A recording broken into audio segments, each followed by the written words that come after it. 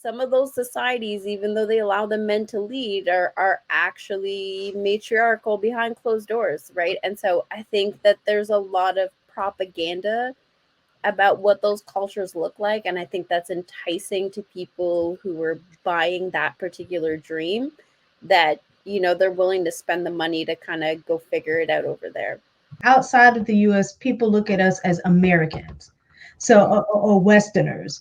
And so I think a lot of times the idea of the passport bro mentality, or even for women who are going overseas, that they come with a certain set of cultural values that support the way that they are in relation to marriage. When you're coming from a westernized society that think the way that we do, that doesn't necessarily translate over into a good marriage, because you have somebody that is submissive when you don't have the cultural backing that goes along with that. That's all. Like That's true. with that. Do you think Mhm. some of And these guys are just lame and they can't pull women out here, and they know that if they go out there with their money, they look like they're more of something, and they could capture maybe a beautiful woman who is living in the slums of something, and she'll accept whatever he has? I think some of So these guys are just lames. I think That's just my that's part opinion. of it. I think that's one dynamic of it. I think the other dynamic is that there's a lot of misconceptions about what submission looks like in some of these other cultures. That this outward appearance of softness and this outward appearance of femininity, that those women don't have sharp tongues, or don't have an attitude, or don't have the same expectations when it comes to money or provision or protection. I think that there's a limited understanding of how those cultures work, and I can talk about that, You like, know, do you first. think they're looking for a woman that's going to shut up and listen and do exactly what they say? Yeah, Because yeah, and they can't gain control here, so they want to go on other territory and see if they can get another type of woman that they can gain control over. I feel like it's a I %. control think thing. So I'm East African, and I've heard so many of these passport bros talk about East African women in a way that, like, being a part of the community, that I'm like, that doesn't really make sense. Like, they talk about how soft they are and how submissive they are. They also say some of the meanest things I've ever heard people say before, right? And they say those things to their husbands.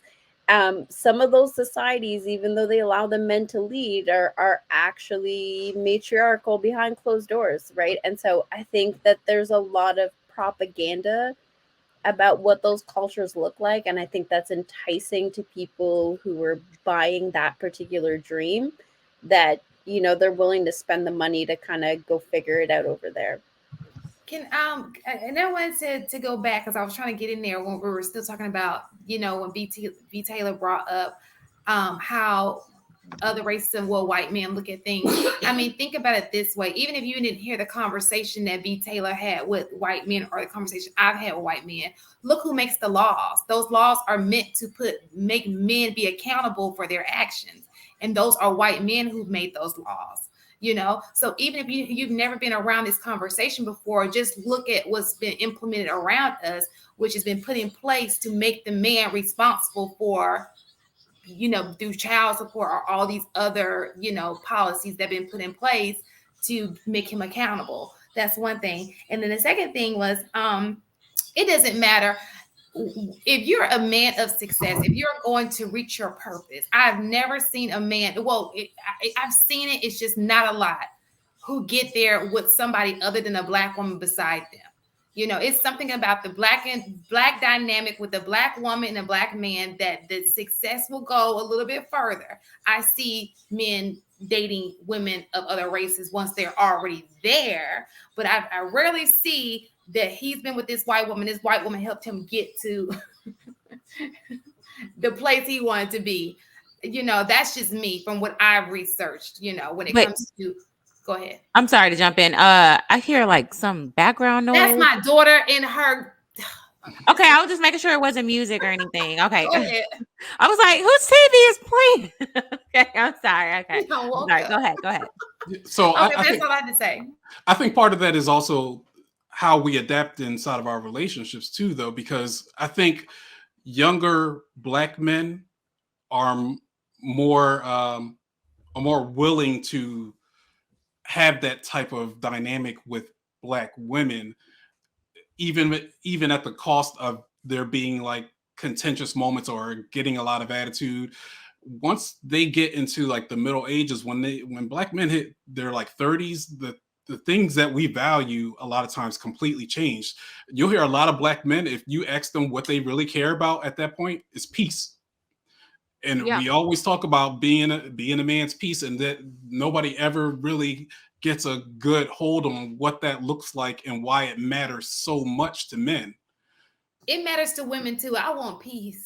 It That's what does. I'm gonna say too. But I think also I'll hold women accountable and say that women weren't taught to know how to give a man peace. We just nag, nag, nag, nag, and because we're not at peace, so you not gonna be at peace. Well, why is But it it goes back to the dynamic. She's not at but you peace get to because be she's their not allowed head? to be a woman. She's trying to do women thing with male roles, and she's a woman, so she's not at peace. But if we do it the right way, she's able to line her feminine. She will give you peace. Exactly.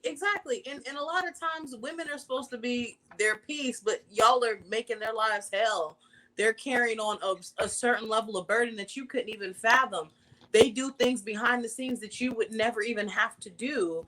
And you want us to be your peace. And not to say that women are like, and I can't speak for everybody, but I don't think most women try to purposely be like unpeaceful or try to create chaos, but it just happens when you're Some overwhelmed of with a them. bunch of other things. Some of them. So I'm I gonna, said I can't speak for everybody. I can't yeah, speak for no, everybody. I agree, but here's the thing. I'm gonna say the controversial thing. I disagree, Curves, only on the basis that if women were really intentional about their peace, if their peace really mattered the way that they say it does, they would not continue to stay with a man that brings them chaos. So how much does it matter if your boundaries aren't enforced? Right? If you're continuing to not only stay in a relationship, but get married to a man who brings you chaos. Because here's the thing is like, we talk about it all the time, right? Like the game. Men will not marry a woman that brings her chaos. They might be in a relationship for 10, 12, 15, 20 years. Yep. But that's not going to be his wife because his boundary around peace is still there, right? And I think it's important that if women are going to say that peace is just as important to them as it is to men, that we also reinforce our boundaries around peace and not continue to stay in places that aren't peaceful. Agreed. I also Make sure you think send me those super chats too, Taylor. Yeah, I'm gonna read the super chats in a I minute. I'll also let you take it I off. also think it's about defining what peace looks like. I think a lot of times we I don't want to say these generic terms, but we say these terms that can have a generic meaning. And what I think peace may look like for me versus what my mate wants peace. If I'm giving him peace based on my thoughts, he could still feel like this is chaos or vice versa. So I think a lot of times everyone knows a definition of a word, but doesn't necessarily know how that word applies to each individual person. And so I think that's where the difference lies. So I agree. I think women want peace just as much as men, but our idea of what that peace may look like is different. So we have to get clarification from each other. And so then that way we can go ahead and move forward and do that thing that brings each other that peace.